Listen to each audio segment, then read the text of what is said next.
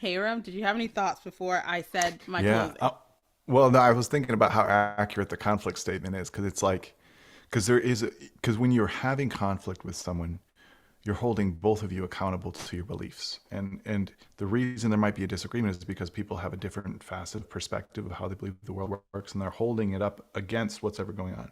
So usually when there is conflict, both people believe that they're in the right relatively. Otherwise, there wouldn't be conflict, right?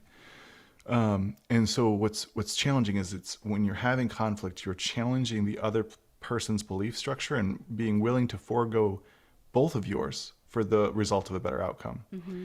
And for people that aren't willing to change, or if if they're too afraid, or if it's too damaging, or if it's too deep, or if you're pushing too hard, it's like then the conflict will sever something, it'll break something. But it's the courage and the faith and the love to risk what is present for something greater, that makes the conflict so worth it. You know what I mean? Especially when if you approach it in that way. If it's not just conflicts for conflict's sake, but valuing yourself and valuing that person enough to address things for a readjustment of change of perspective.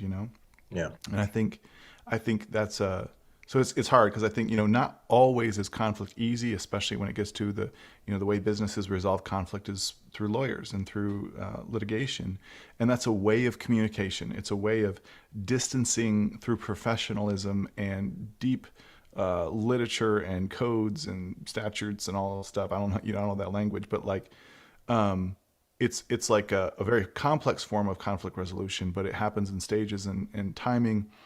And then sometimes, you go back to court or whatever. And so I think the hardest thing to gauge in that is the initial conflict is wonderful and it is an opportunity to make the world a better place. But if it fails, you can do two things. You can reassess how you could have approached it on the best interest of both the parties involved, right? And reassess how you go about conflict resolution, right? And how you go about progressing people because there are failed conflicts. And then the second thing is, if it fails, you can relieve yourself of the guilt of having been a coward. You know what Hmm. I mean? Of having Yeah. let it go because there's this quote by, I think, Jordan Peterson that is conflict deferred is conflict multiplied. Yeah. And so the longer you let that sit and fester, the worse, the more of a big deal, the more likely you are to blow up and diffuse and lose Right. the relationship is. And so, yeah, having, lots of micro arguments are a beautiful cultivation of, and even in a sense, like there might be some small disagreements in this podcast where it's like it's calling all of us further forward.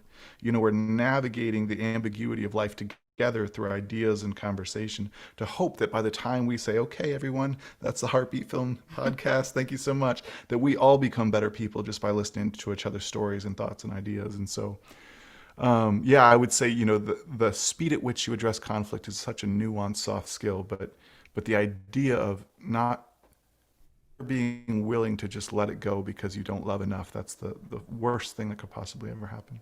Absolutely.